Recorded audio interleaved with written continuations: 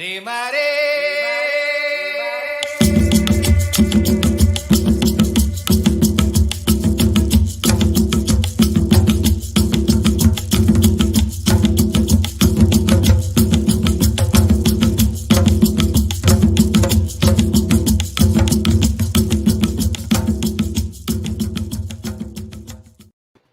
Hello, and welcome, Africa Week. Welcome back. I hope you refresh your pages. Look who we're here with.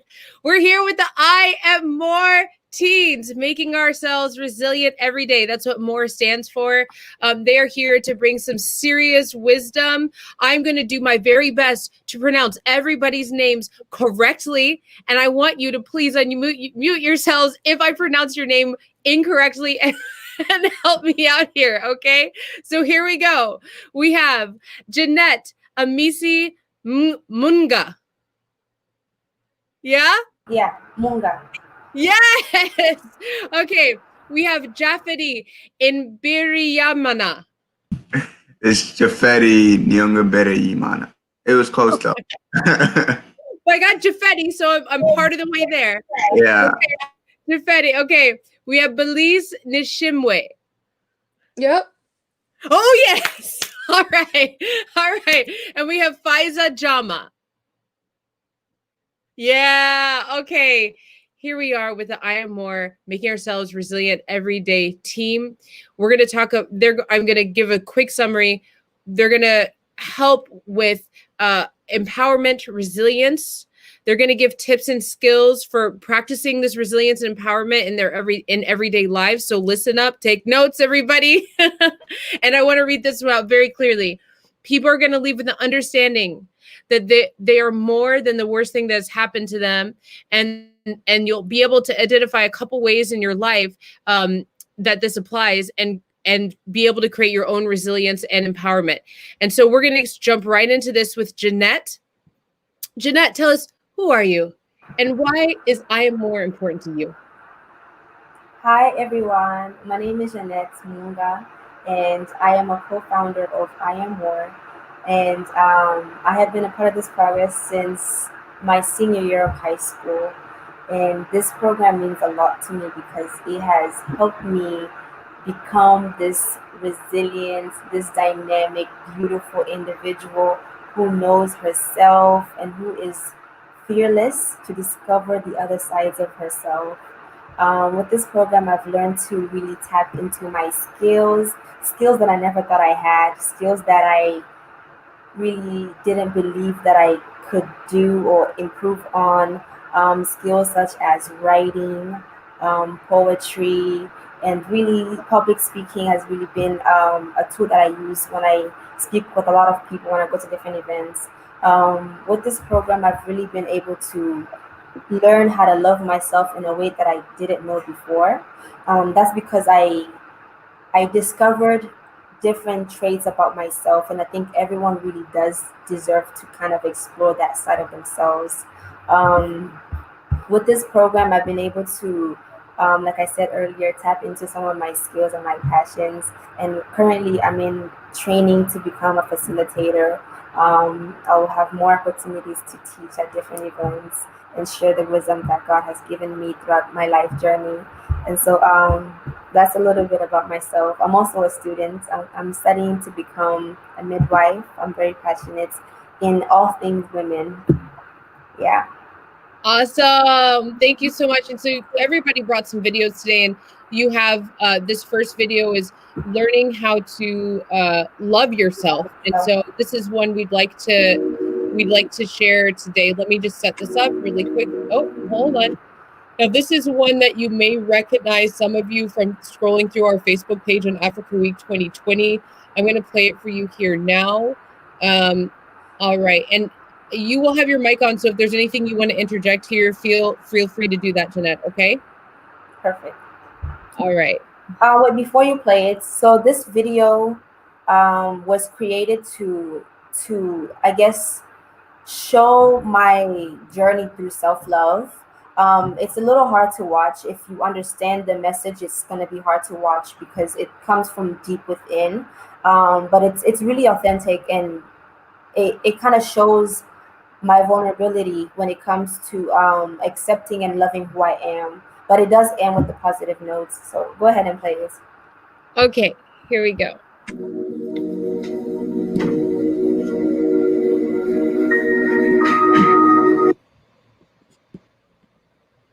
Oh, I'm sorry.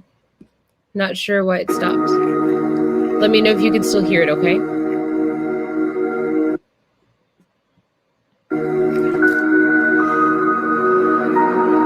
When the world unravels before you, when your dreams are crumbling stones, when everything you dare to touch sets on fire,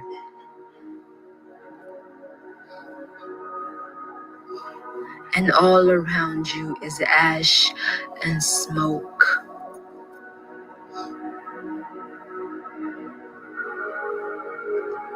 Remember this. Rock bottom is a perfect place for rebuilding. Remember that you are your mother's daughter.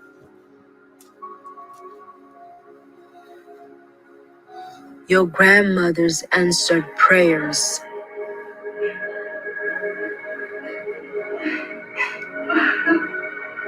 A whole bloodline of women who bend in response to raging winds. There is nothing broken here. Nothing damaged or discarded. Each scar is a badge of honor. Every misstep, a victory dance waiting to happen. You are woman becoming, learning the complicated language of forgiveness, the intricate lessons of the universe, and your heart is just a muscle. It needs exercise. And you were born for this sort of heavy lifting.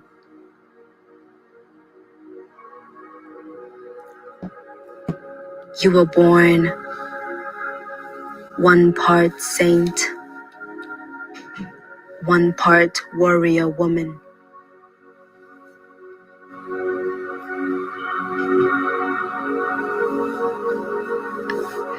Loving yourself without shame is the most important thing you will ever have to fight for.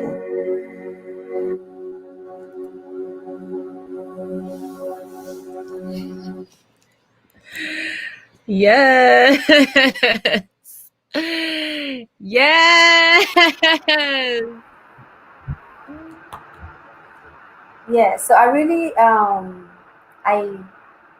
proud of this thing that I created, because a lot of people, not only women, a lot of people, men and women, do go through this phase where they start to believe the things that people tell them to believe. Yes.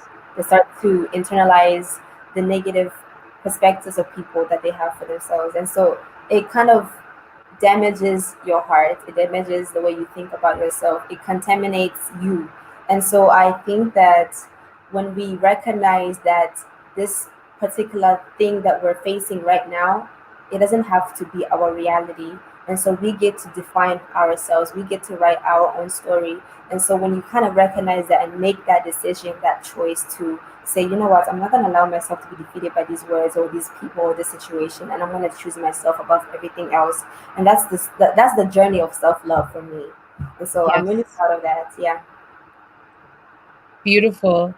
And that really comes through in your video. It's the first time I watched it, I had tears in my eyes, and it's something that at any point in your life, it doesn't matter how old or young you are, we have to remind ourselves of this. So I'm glad that you've put it into video form, so that people can continue to return to it. You know, now it is eternal.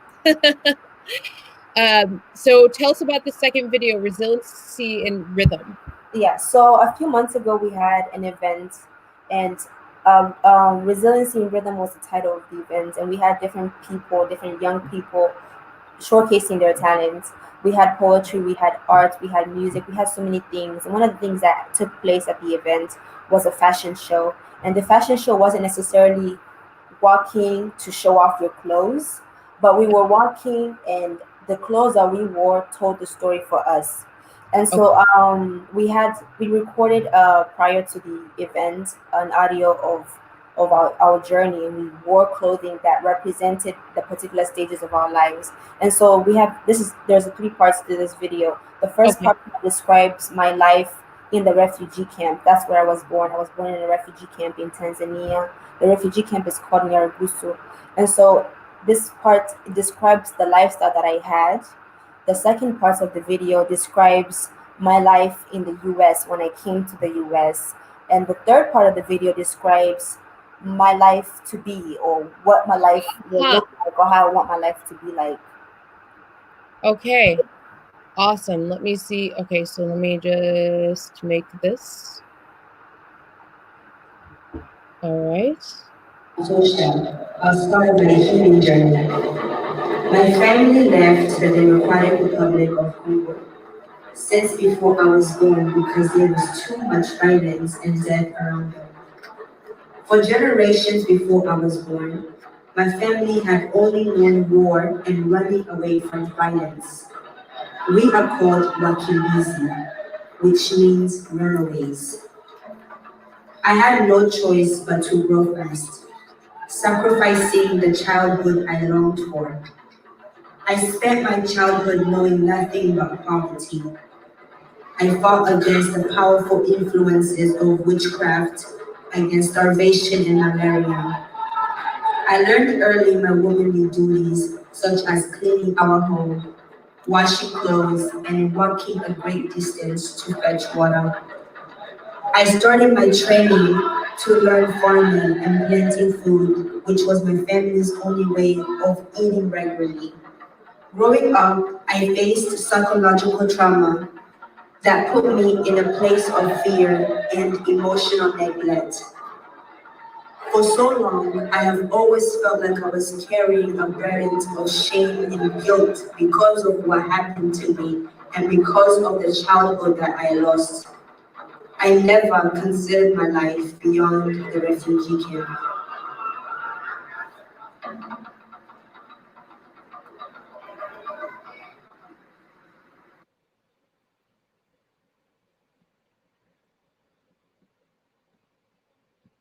Awesome. So is the next video do I just press next? Yeah, press on it. It kind of continues the story. Oh, okay. How simple and easy. I'm trying to make it harder than I need to. Okay. 1 second.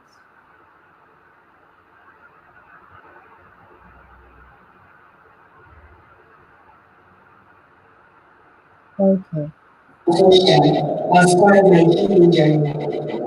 My family left the Democratic Republic. Let me go to your link because for some reason that arrow isn't working. So I'll just go to this link right here.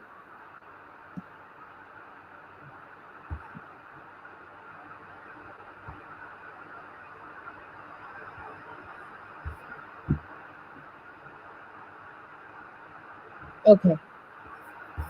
I think we got it. Blown away by the opportunities available to me and the choices I had as a woman. I had the same access to higher education as any other teenager in the US. The first choice I made was to become an outstanding student. But first, I had to learn the English language. I challenged myself academically, and I took 4 AP courses to prepare myself for college. I remember spending my days working with my grandmother in the fields, helping to fetch water and taking care of my younger brother and siblings as a regular routine because my family could not afford to send me to school. Despite coming from poverty, I am the first in my family to attend college. I have gotten over $40,000 in academic scholarships. I am the first in my family to attend college. I have gotten over $40,000 in academic scholarships.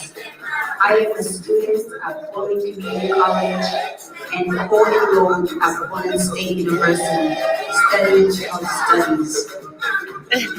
As a student, I take each learning opportunity very seriously. I am a courageous thinker. I love to challenge my understanding of society and to challenge my abilities so I can expand my horizons. I am more than the worst thing that has ever happened to me.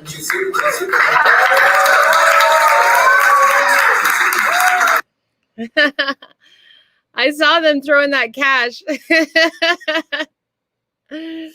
Okay. And then this is the third. Yeah. These are awesome. Did you do these at a school show? Yeah, it was a live show. So the video obviously wasn't a professional film, but the event was phenomenal. But we get it. Like I can feel it. I like this whole journey you're on here. Okay.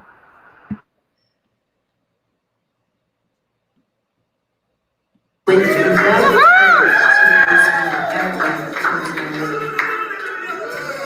aspire to become a gynecologist, an author, and an empowerment speaker. Now, my focus is no longer survival, but rather infusing intentionality into every part of my life. As a co-founder of M.O.R.E, I want to help others realize they are more. I came from a place with not having any choices, to having choices, to making the most of every choice, and making the choice to empower. When you embrace your consciousness with a pure heart, you light your path, your potential. In this land,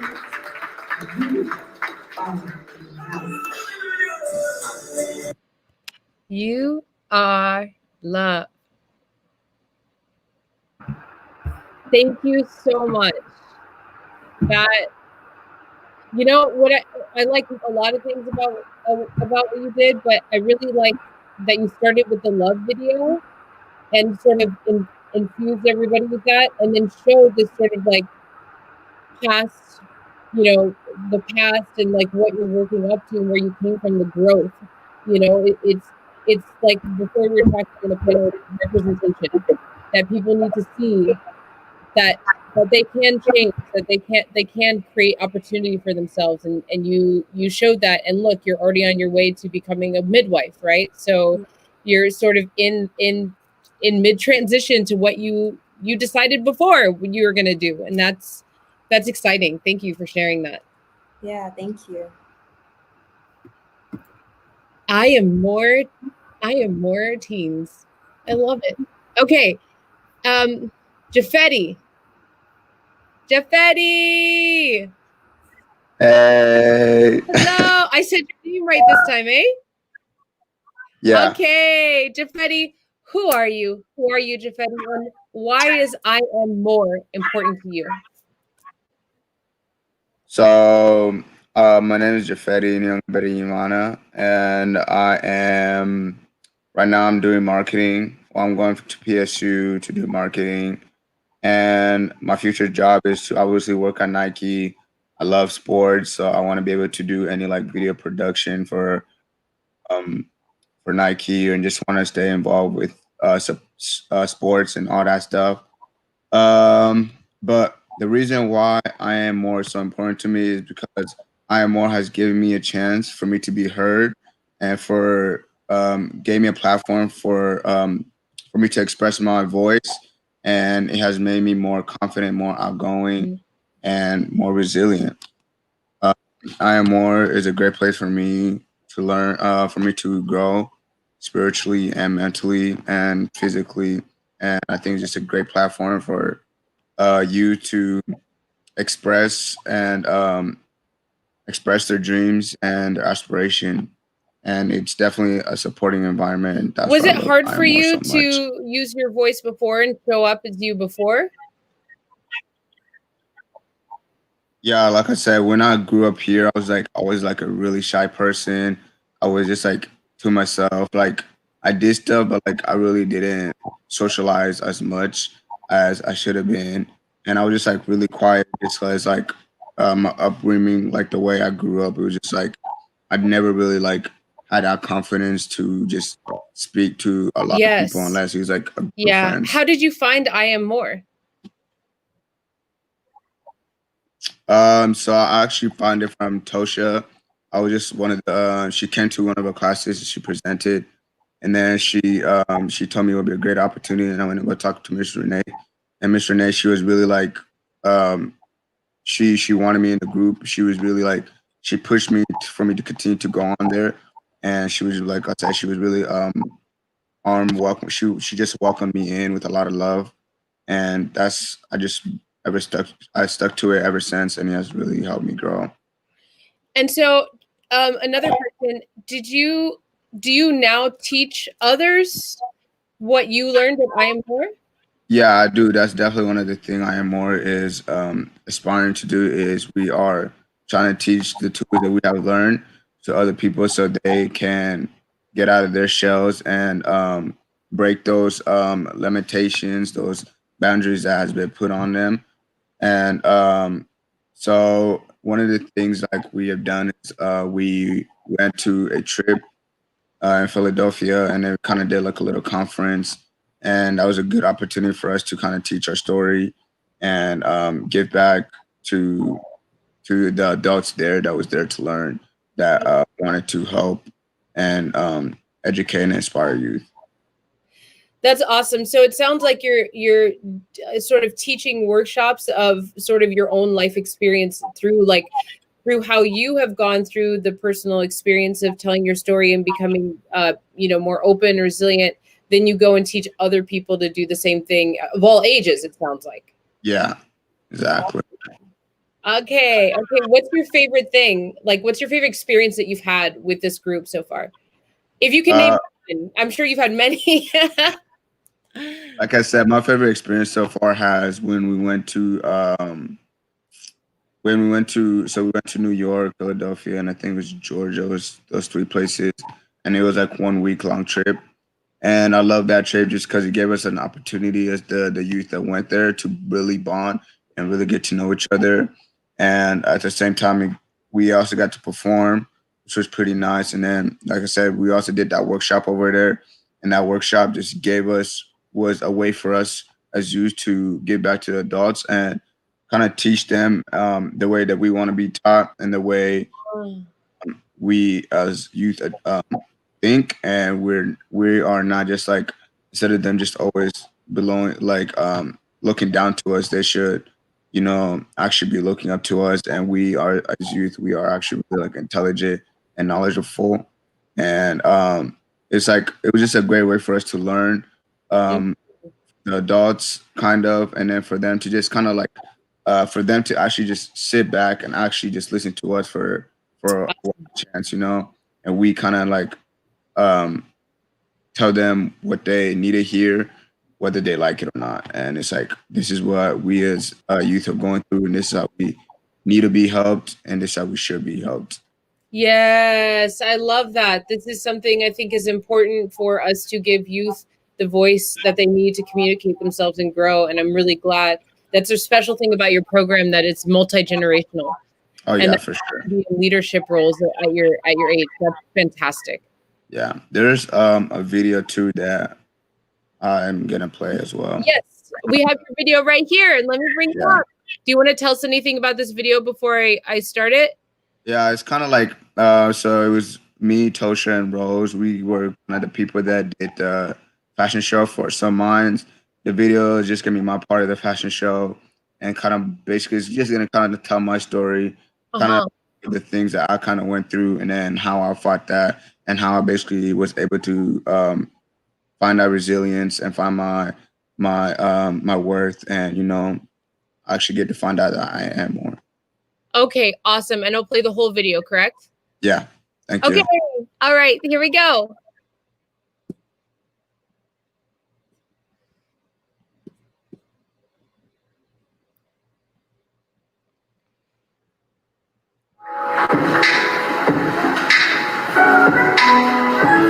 I still remember this like it was just yesterday. It was just a couple months into my first year of middle school, and there were about 4 white boys with blonde hair that continuously bullied me through my 6th grade and 7th grade year. I can remember all the time they would walk past me and start pushing me and insulting me, disrespecting my culture, like calling me an African booty scratcher, saying I was poor, I was a cultureless person, I'm a starving African, and that I need to go back to Africa because I'm too dumb to be an American. As they continue to take advantage of the power and privilege, they also continue to make me feel powerless and unlearned. And back then, I was always too scared to go tell the teachers, the principal, or any of the other school. So days, weeks, and months passed as I let them continue on stereotyping me, commodifying me, and destroying my confidence.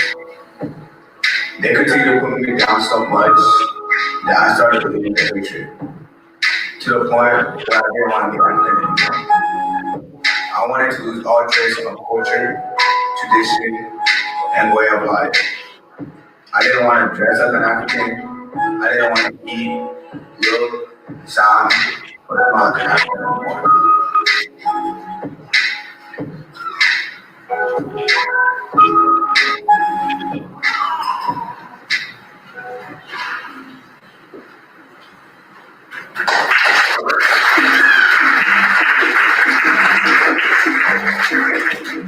But one day, I wanted to go talk to my mom about how I felt and what people were saying about Africans and Africa. And fortunately, my mom had a different perspective about being African.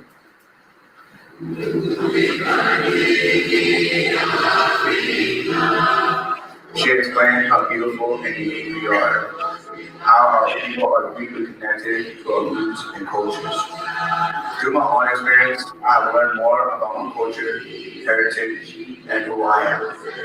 But even then, they still continue to label me. But today, I refuse to allow their pencil to draw a picture of who I am. For I am the life,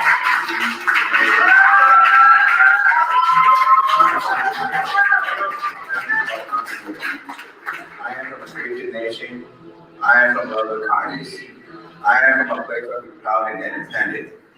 I am from a place of love, a place of this, a place full of kids, a place of peace, a place of fun, a place of friendship. I am from a loving family, but my precious stone, more special than gold. I am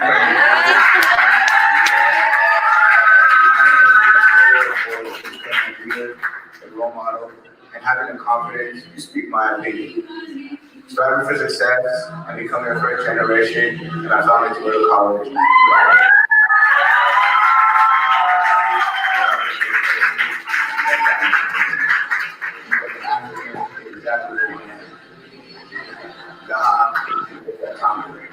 Which means this is only the beginning.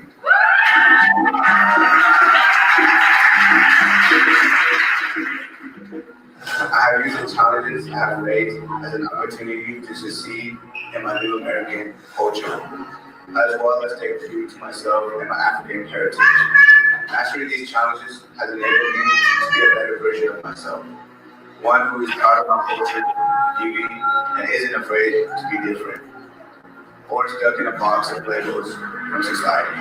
I will use my college experience and expertise to give back to my community by sharing my time, knowledge. Specifically, I would like to share my experience of being a Black professional in the sports industry. Being able to provide mentorship is something I value now, and would like to give it back to youth in my community and around the world. And by creating an affordable training gym, I will have the opportunity to train and also mentor young men.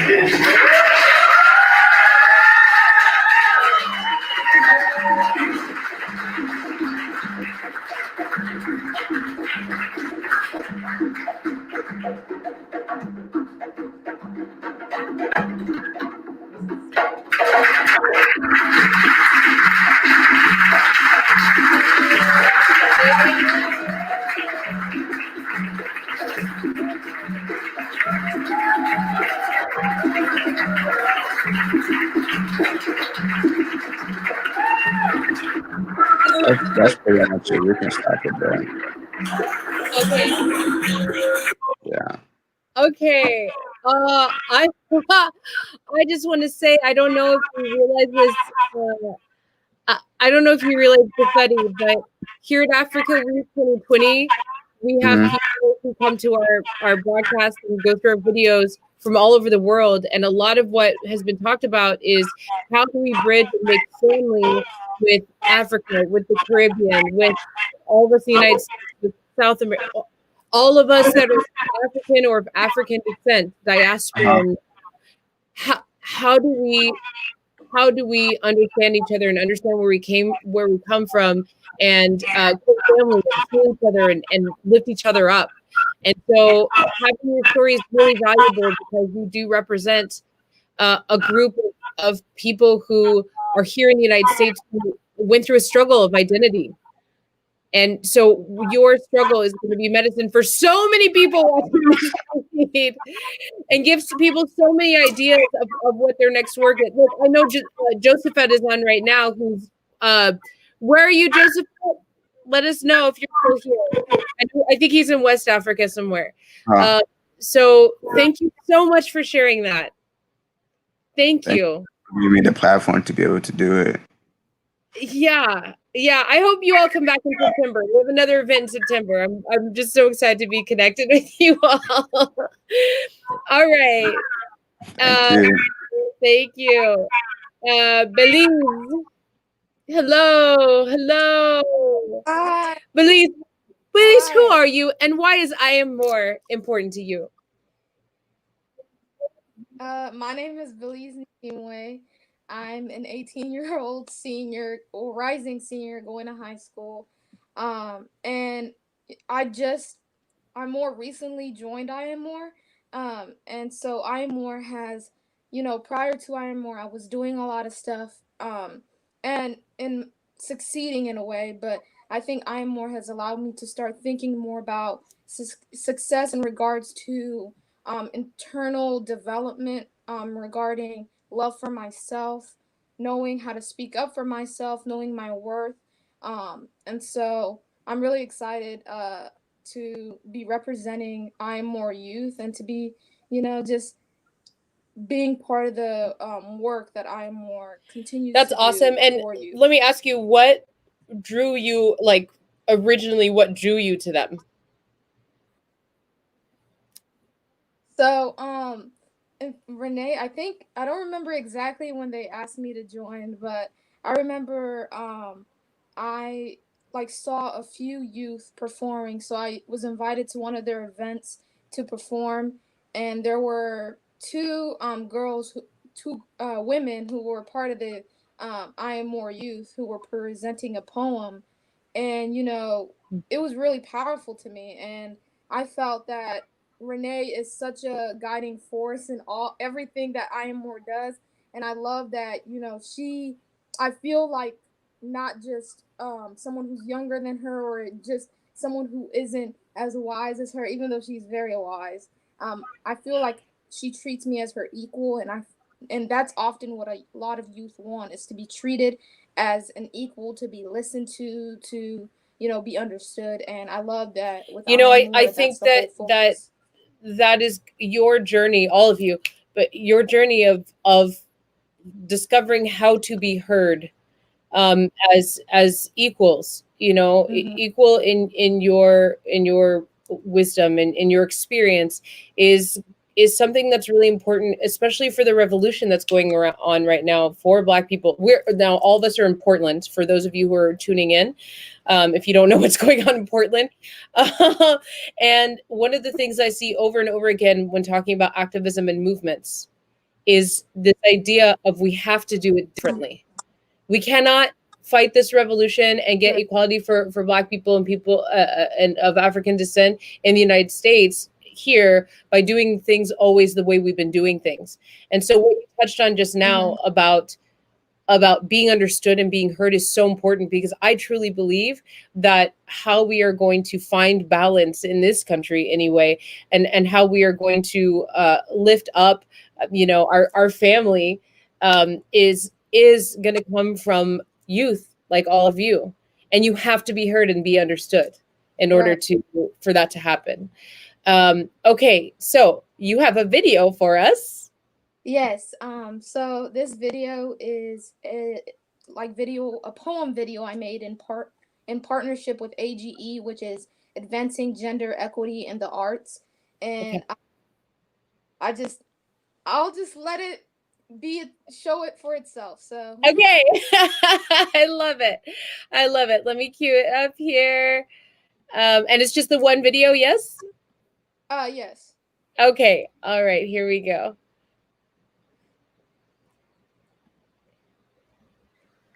Night skies cover our body with soft wrappings that glisten under the moon's shine.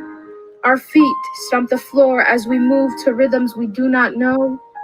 Freedom we sing, not knowing our freedom is we. We live unseen, falling paths to worlds we form between the triangles above our feet, with a stride so confident and rolled sleeves ready for the day's labor.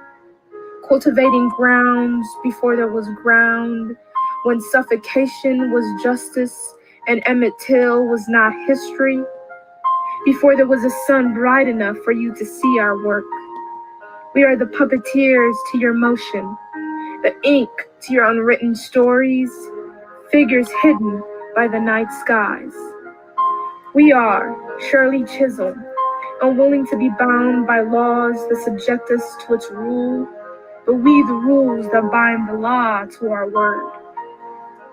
We are Marsha P. Johnson, redefining what it means to be, singing young or old, poor or rich, Black woman is me. We are Phyllis Whitley, hands freed from cotton's prick, poetry unable to be silenced by society's whip. We are Harriet Tubman, debilitating fears that do not hold us from our ancestral duty, commander of armies of who once held her slave. We are Mammy Till Moberly, with fists in the air and voices spread wide, a voice for her baby who could no longer breathe. We are Coretta Scott King, continuing the words, I have a dream for the kings that have rested, for I too have a dream that the work of a shadow might be seen and accepted. We are Michelle Obama, equipping generations of shadows with the advancements to be seen, to exist.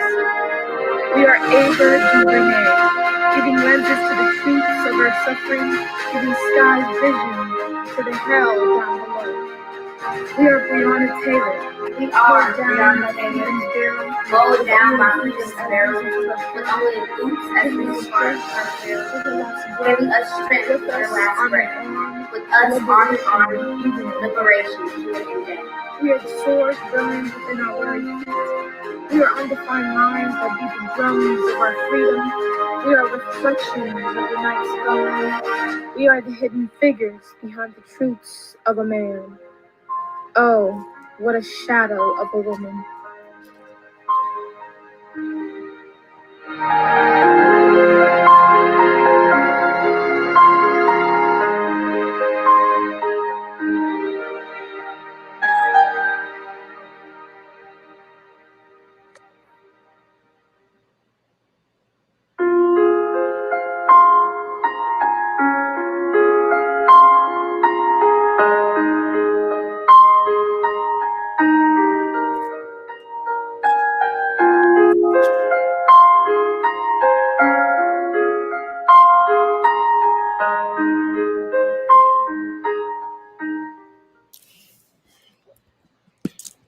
Beautiful. That was beautiful. Thank you. Thank you. Thank you so much. Made it specifically because I think during the Black Lives Matter movement, I've been noticing a lot of disregard for the Black women who also are being shot by the police, who have also been leaders of this movement, who've been, you know, kind of hidden or shadowed in the shadow of the man in a lot of these movements. And so I wanted to represent that in the work that I do. I'm so appreciative that you accomplished that in this video, and I saw some of those Portland references, and I'm just like, yeah. I'm feeling it. I live downtown, so I and somebody's saying word, sound, and power. Beto, who's the our partner in this event, he's saying word, sound, and power, and that's what you have. So thank you. Yeah, and the video actually for the protest was of a protest that I went to this like past few weeks. So it's an actual protest in Portland. Yes. So I just want that to be noticed because we haven't gotten too far from, you know, the civil rights, you know, movement that happened. So yes, thank you. And those pictures of the moms and their babies. Well, I was just talking about with my friend how everywhere around the world people have been writing mama, mom, mama. It's Renee says that you're part of a nonprofit. yes. So one. Yeah, I'm the president of a youth-led nonprofit, and it's called Youth Ending Slavery, and we work to educate people about human trafficking issues, especially in Portland, as there is, like, as we've seen during the protests, also, and during this time, because of the pandemic, there is a higher rise of people being trafficked.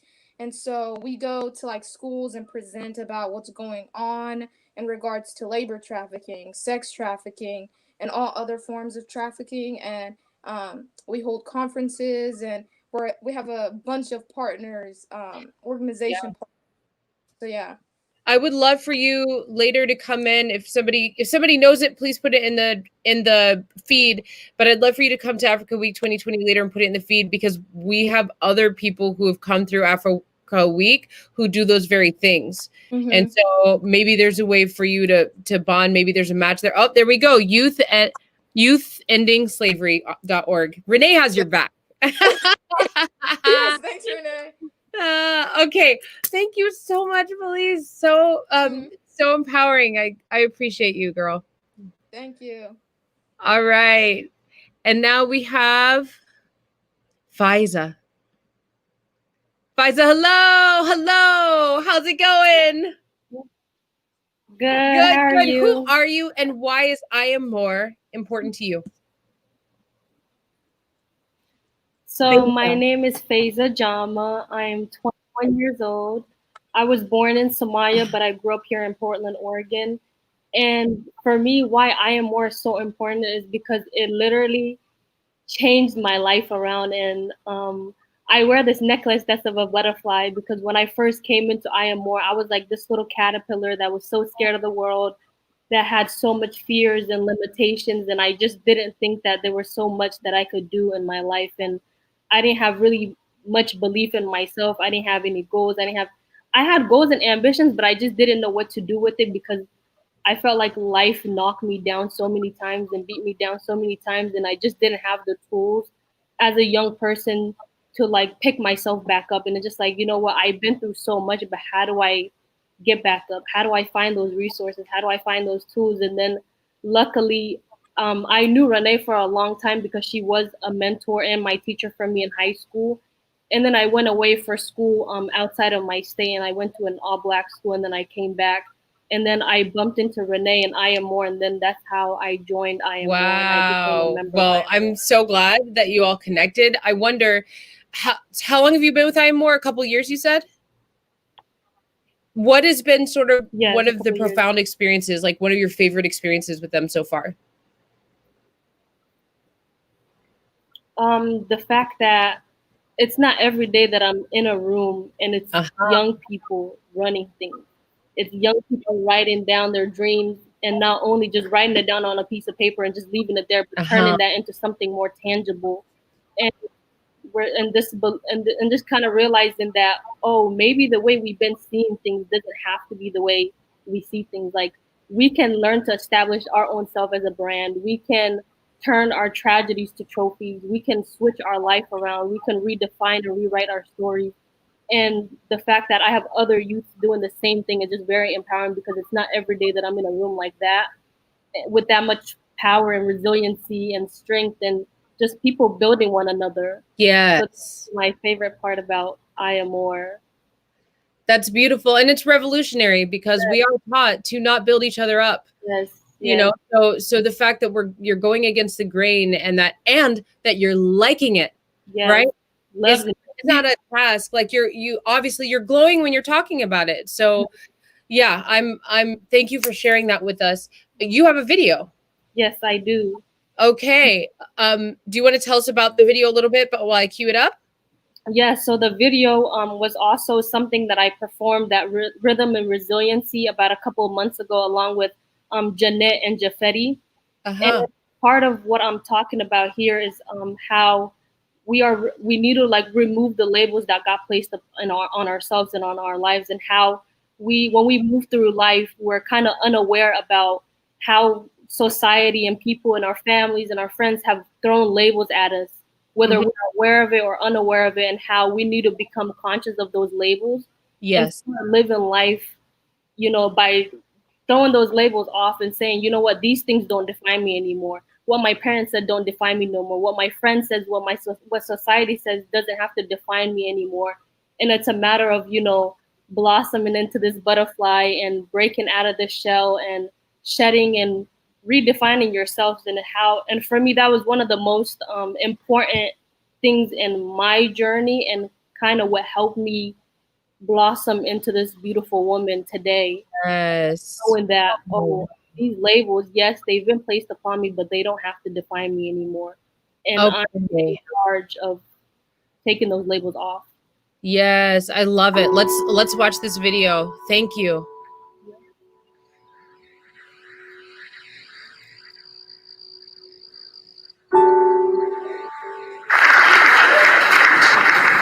Welcome to Resiliency in Rhythm.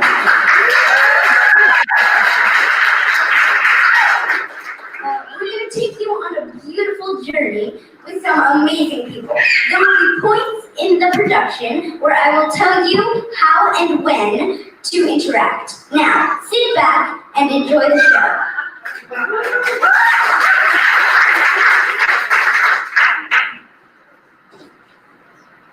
I personally believe that Jenga is the only game that serves as a perfect metaphor for life. We all start off as a perfect tower or board that's neatly stacked with no damages, scratch, tears, or damages. And as we grow and get a taste of this game called life, we start to realize that everyone has a different experience and everyone plays it differently. For some of us, we love taking risks. We love living life on the edge, and we love making dangerous moves. While for others, we love playing it safe. For some, making the next move is easy. We know exactly what to do. But for others, one wrong move and everything can come crumbling down. After a while, you start to realize that this game is not only being played by you, but your mom, your dad, your sister, your aunt, your uncle, your kids, etc. are all playing it with you too. And whatever move you make is affecting them, whatever move they make is affecting you. Sometimes we're unaware of the effects that we have on other people. Take my life, for example. I had a wonderful upbringing.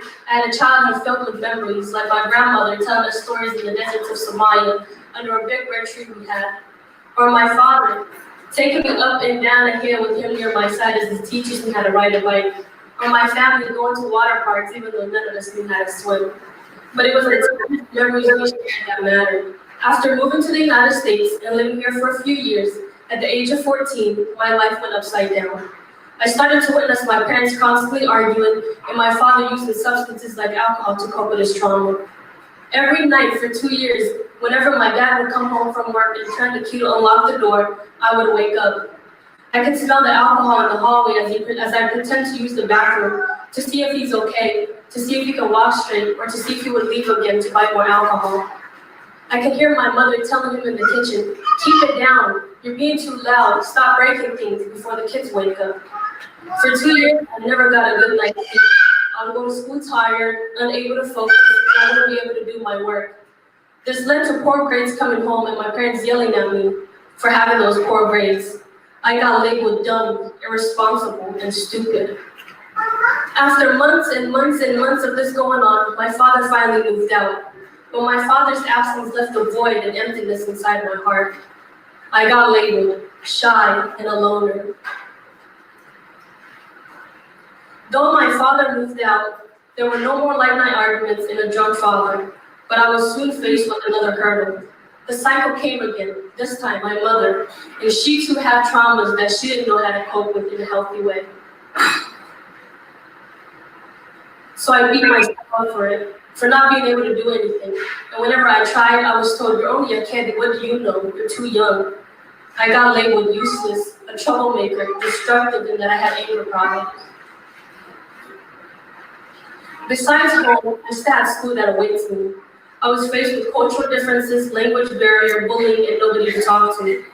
I was told by people that look like me, "You're not black. You don't have black people nose and black people hair. Go back to your country. You're just a dark-skinned Caucasian." What does that even mean? So I started to cover up my hair and wear the hijab. Then the funny questions came again. Do you shower with that on? Do you sleep with that on? Were you born with that? Are you a terrorist? I got labeled invisible, depressive, had low self-esteem. I had no one to talk to. My parents were facing their own traumas and needed somebody to talk to. And I was afraid to talk to my teachers and counselors because if I was told, "If you take what happens in your house outside, DHS will come to and take you and your siblings." I had nothing or nobody to remind me that I was beautiful, that I was powerful, that I was amazing. So I started to believe the labels that got put upon me. I didn't dream anymore. I couldn't express myself anymore. These labels were the things that controlled me. From the way that I talked to the way that I walked. I was walking with my head down and totally forgot who I was. So as beautiful, as amazing, as wonderful as you are, I leave you with these two questions. What labels got put upon you that you believe were true about you? And if the labels that were put upon you were visible and you felt the weight of it, would you actually do something about it? Thank you.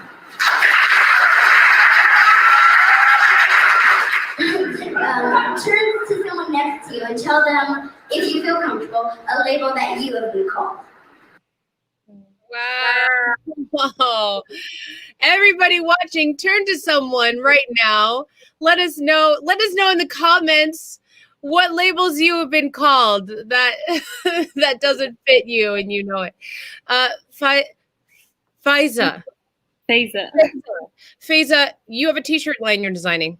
Yes, that's something that I've been wanting to work on for a while, and it's just like I feel like it's the time now. It's removing the labels, and it's something that when people wear, I want them to remember that you're more than these labels and to live beyond the labels. So I've been working on that now. Friend, when you develop it, will you share it with us at Africa Week 2020 and we will share it with people? Definitely. And for all of you, listen, please keep connected with us. I don't know if you're all on Facebook, but we're Africa Week 2020. Let us know what's going on. And if you have something big that's coming up, contact me and let us know, because then we'll bring you back for like an interview or a chat, or maybe we'll put you on a panel for something that you know about. You all are able to do this, and we want more youth voices. This is one of the things that Dima and I, the co-organizers of Africa Week, talk about all the time. We need more elders. We need more youth, because it's not just about us in the middle. And you all have these voices, and I'm moved by all of you. Thank you, and thank you for providing the space. Yes, thank you. Thank you for being here. Maybe we should all just say a thank you and bye-bye. Before we end, I want to say that we have a website where we sell items and things that young people have created. So we really need your support. Okay, awesome. Yeah. I think Renee has put it in here, and then okay, text me the link as well, and then I'll repost it on our site. Thank you. I am Team. You're awesome. Thank you. Shout out to Miss Renee. We love you, Renee. Bye.